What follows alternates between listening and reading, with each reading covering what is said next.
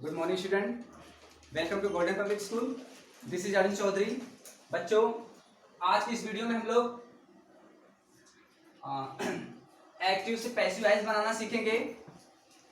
अगर आपको past indefinite tense में कोई सेंटेंस दिया है तो उस सेंटेंस को हमें पैसिव वॉइस में कन्वर्ट करना है, तो कैसे हम लोग कन्वर्ट करेंगे।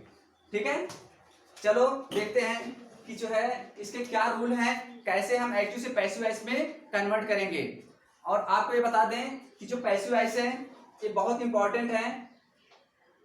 कोई भी एग्जाम आप अगर देते हो, सारे एग्जाम में पैसिव वॉइस पूछे जाते हैं, चाहे गवर्नमेंट एग्जाम हो और चाहे तो आप 7th 8th 9th 10th 11th 12th अगर इसका एग्जाम दे रहे हो, इसमें भी पैसिव वॉइस पूछे जाते हैं। और टीजीटी पीजीटी यहाँ तक कि सीटेट यूपी टेट इसमें भी पूछे जाते हैं। अगर आप बैंक का एग्जाम देते हो उसमें भी पैसिव वॉइस पूछे जाते हैं। इसलिए पैसिव वॉइस को आपको गहराई से इसका अध्ययन करना है, समझना है, जिससे कि अगर आप एग्जाम में बैठते हो तो आप देखते ही इसको बता दो कि कैसे इसका पैसिव वॉइस क्या होगा। कोई सेंटेंस है, उस सेंटेंस को देखते ही आप बता दोगे कि पैसिव वॉइस क्या है। लेकिन सबसे पहले आपको रूल इसके मालूम होना चाहिए कि कैसे एक्टिव से पैसिव वॉइस में कन्वर्ट किया जाता है। आज हम लोग एक्टिव वॉइस से पैसिव वॉइस में कन्वर्ट करना सीखेंगे। कौन सा टेंस का? पास्ट इंडेफिनिट टेंस का। अगर पास्ट इंडेफिनिट टेंस का सेंटेंस आपके सामने है और उसे पैसिव वॉइस में कन्वर्ट करना है, तो हम किस में जो है कन्वर्ट करेंगे, देखते हैं। याद रखना, जब कभी पास्ट इंडेफिनिट टेंस में सेंटेंस दिया हो तो उसके लिए स्ट्रक्चर अफर्मेटिव के लिए होगा। सबसे पहले आप ऑब्जेक्ट लिखेंगे, यानी जो ऑब्जेक्ट होगा उसको पहले आप लिखेंगे, उसके बाद अकॉर्डिंग टू सब्जेक्ट, यानी जो ऑब्जेक्ट बना है आप उसे क्या करोगे, सब्जेक्ट बनाओगे। सब्जेक्ट के अकॉर्डिंग हमको जो है वाज अथवा वर्ब का प्रयोग करना है। किसमें? पास्ट इंडेफिनिट टेंस को जो हम पैसिव वॉइस बनाएंगे तब। उसके बाद वर्ब का थर्ड फॉर्म लगाएंगे, उसके बाद बाई, उसके बाद सब्जेक्ट। ओके, देखते हैं। और साथ साथ आपको ये भी याद होना चाहिए, ये भी समझना चाहिए कि हम कैसे समझेंगे कि ये पास्ट इंडेफिनिट टेंस है। आपको टेंस की भी पूरी जानकारी होनी चाहिए, तभी जो है किसी भी सेंटेंस को हम आसानी से पैसिव वॉइस में कन्वर्ट कर सकते हैं। कि जैसे पास्ट इंडेफिनिट टेंस है, उसमें कौन सा हेल्पिंग वर्ब लगेगा, वो किस में कन्वर्ट होगा, ये सारी चीज आपको आना चाहिए। ओके, याद रखना, जब पास्ट इंडेफिनिट टेंस का सेंटेंस दिया हो उसे जब हम पैसिव वॉइस बनाएंगे तो वाज अथवा वर्ब का यूज करके पैसिव वॉइस बनाएंगे। उसके बाद वर्ब का थर्ड फॉर्म लगाएंगे। रूल देखो, पहले हम पहचान कैसे करेंगे कि पास्ट इंडेफिनिट टेंस है। पास्ट इंडेफिनिट टेंस में होता है सबसे पहले सब्जेक्ट आता है, उसके बाद ये सब्जेक्ट है, उसके बाद क्या है, वर्ब है। वर्ब का सेकंड फॉर्म लगता है किसमें? पास्ट इंडेफिनिट टेंस में वर्ब का सेकंड फॉर्म लगता है। कैसे समझोगे? याद रखना, जो सब्जेक्ट के तुरंत बाद क्या आएगा, वर्ब। वर्ब को हमें चेक करना है कि ये फर्स्ट फॉर्म है या सेकंड फॉर्म है। अगर ये सेकंड फॉर्म होगा तो पास्ट इंडेफिनिट टेंस होगा, लेकिन अगर यहाँ पे फर्स्ट फॉर्म होगा, कोई हेल्पिंग वर्ब नहीं लगा है या एस या एस का प्रयोग हुआ है या फर्स्ट फॉर्म ओनली है, तब इससे समझ जाओ कि पास्ट इंडेफिनिट टेंस होगा। ये भी आपको जानकारी लेना पड़ेगा, ठीक है।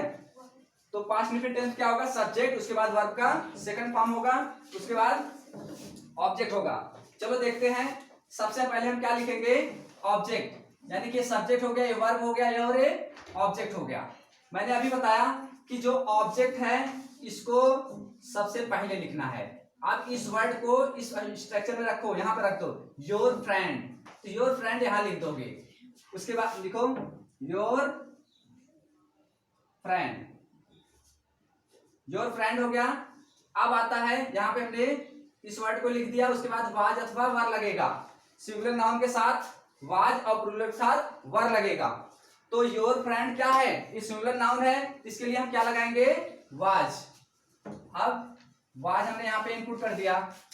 वाज के बाद ये दोनों में से एक ही लगाना है। उसके बाद प्लस के बाद देखो क्या है, वर्ब का थर्ड फॉर्म। वर्ब का थर्ड फॉर्म क्या होगा? हेल्प। हेल्प जो है वर्ब का थर्ड फॉर्म भी हेल्प ही होगा। सेकंड और थर्ड फॉर्म, हेल्प का थर्ड फॉर्म और सेकंड फॉर्म सेम होता है, इसलिए हम इसका यही लिखेंगे, हेल्प। हेल्प्ड। ओके, उसके बाद क्या लिखेंगे, बाई। उसके बाद सब्जेक्ट, सब्जेक्ट क्या है, यू, यू का यू ही होगा। ओके, ये तो अफर्मेटिव में था। अगर अफर्मेटिव में रहेगा तो इस तरह जो हम लोग इसका पैसिव वॉइस बनाएंगे, लेकिन अगर निगेटिव सेंटेंस रहेगा तो कैसे बनाएंगे उसको देखते हैं। निगेटिव मतलब जैसे अगर डिड नॉट लगा है जिसमें नॉट आया रहेगा, वो कैसे बनाएंगे उसको भी देखेंगे। याद रखना जो ये स्ट्रक्चर है इसी स्ट्रक्चर पे ही हमको फॉलो करना है, लेकिन वाज अथवा वर के बाद यहाँ नॉट लगा देंगे। वाज अथवा वर के बाद नॉट लगाएंगे, यानी कि हेल्पिंग वर्ब पे बाद जो है नॉट लगा देंगे, बाकी सब वही रूल अप्लाई करेंगे। ठीक है, चलो देखते हैं। इसमें हमने क्या बताया कि सबसे पहले आपको क्या लिखना है, ऑब्जेक्ट।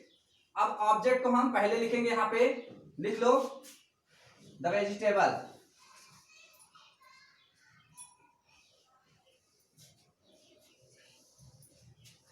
द वेजिटेबल, उसके बाद फिर क्या लिखना आपको, हेल्पिंग वर्ब, वाज अथवा वर, क्या लगाएंगे यहाँ पे, वाज। फिर उसके बाद नॉट, फिर वर्ब का थर्ड फॉर्म कट, कट का थर्ड फॉर्म कट ही होता है। उसके बाद बाई, उसके बाद सब्जेक्ट, रीमा है तो रीमा लिखेंगे यहाँ पे। ओके, इस तरह जो है नेगेटिव रहेगा तो इस तरह हम जो है इसका पैसिव वॉइस बना देंगे। उसके बाद हम देखेंगे अगर इंट्रोगेटिव रहेगा, इंट्रोगेटिव रहेगा तो कैसे बनाएंगे। इंट्रोगेटिव में क्या रूल होता है, जो ये वाज अथवा वर है, अगर हेल्पिंग वर्ब से कोई सेंटेंस स्टार्ट है तो उसका पैसिव वॉइस बनाएंगे, तो जो हेल्पिंग वर्ब है उसको पहले लिख देंगे। किस तरह हो जाएंगे, सबसे पहले वाज अथवा वर लगाएंगे, फिर उसके बाद ऑब्जेक्ट, उसके बाद वर्ब का थर्ड फॉर्म, उसके बाद बाई, उसके बाद सब्जेक्ट, उसके बाद क्वेश्चन मार्क लगा देना है। ये वाले स्ट्रक्चर फॉलो करना है। कब, जब इंट्रोगेटिव यानी सिंगल इंट्रोगेटिव होगा, जब हेल्पिंग वर्ब से स्टार्ट होगा तो। चलो देखते हैं। सबसे पहले क्या लगाना है, वाज अथवा वर अकॉर्डिंग टू सब्जेक्ट, यानी कि जब हम ऑब्जेक्ट को पहले लिखेंगे तो ये सब्जेक्ट ये बन जाएगा। अब इसके अनुसार हमें क्या लगाना है, हेल्पिंग वर्ब लगाना है। अ डांस, अ डांस के लिए क्या होगा, सिंगुलर नाउन है तो वाज हो जाएगा, वाज अ डांस। उसके बाद ऑब्जेक्ट हो गया, उसके बाद क्या लिखोगे आप, वर्ब का थर्ड फॉर्म, ये वर्ब है, परफॉर्म, इसका परफॉर्म हो जाएगा, परफॉर्म। उसके बाद बाई, ही का हिम हो जाएगा, क्वेश्चन मार्क लग जाएगा। ओके, अगला देखते हैं। Who lent you this pen? Who lent you this pen? अगर who से स्टार्ट हो, who या which से स्टार्ट होगा तो उसके लिए स्ट्रक्चर लगाना है। सबसे पहले आप, अगर who से स्टार्ट होता है सबसे पहले आप by whom लिखोगे, उसके बाद हेल्पिंग वर्ब लिखोगे, यानी कि वाज अथवा वर्ब अकॉर्डिंग टू टेंस। उसके बाद ऑब्जेक्ट, वर्ब का थर्ड फॉर्म, उसके बाद जो वर्ड आएगा उसको लिखना आपको। ठीक है, देखते हैं। अब हु से स्टार्ट है, क्या सबसे पहले क्या लिखेंगे हम, by whom, by whom.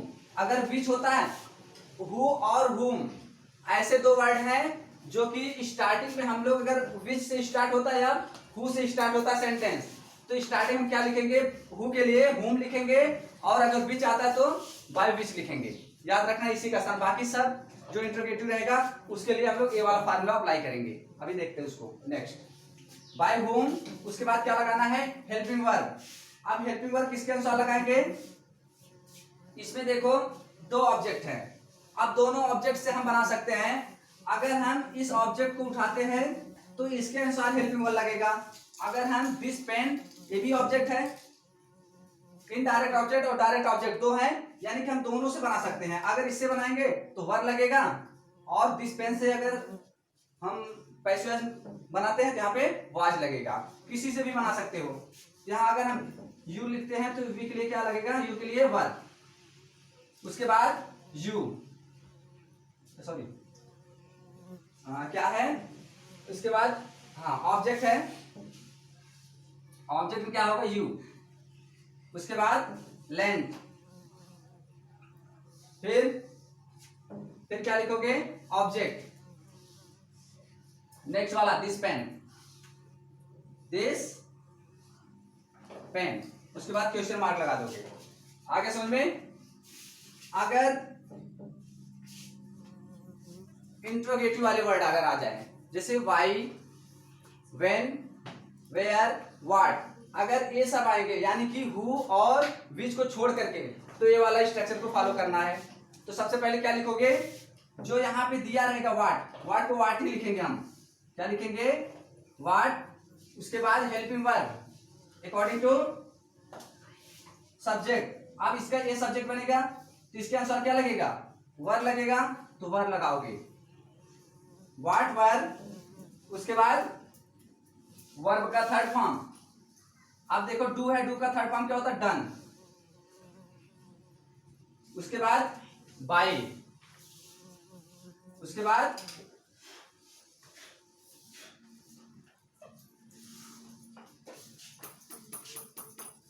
You.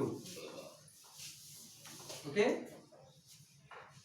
इस तरह जो हम बना सकते हैं। लेकिन एक चीज ध्यान देना, इसमें व्हाट डिड यू डू, लेकिन इसमें जो है देखोगे ऑब्जेक्ट नहीं है, ये सब्जेक्ट का काम कर रहा है। व्हाट डिड यू डू, तुम क्या करते थे, तुम क्या करते थे, तो यानी कि यहाँ पे जब सब्जेक्ट नहीं, ऑब्जेक्ट नहीं है, तो इसके लिए यहाँ पे वर नहीं होगा, वाज होगा।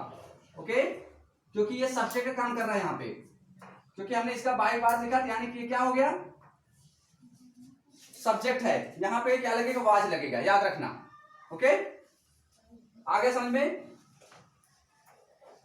तो इस तरह जो हम लोग एक्टिव से पैसिव वॉइस में कन्वर्ट करना, आज जो इस वीडियो हम लोग सीखे।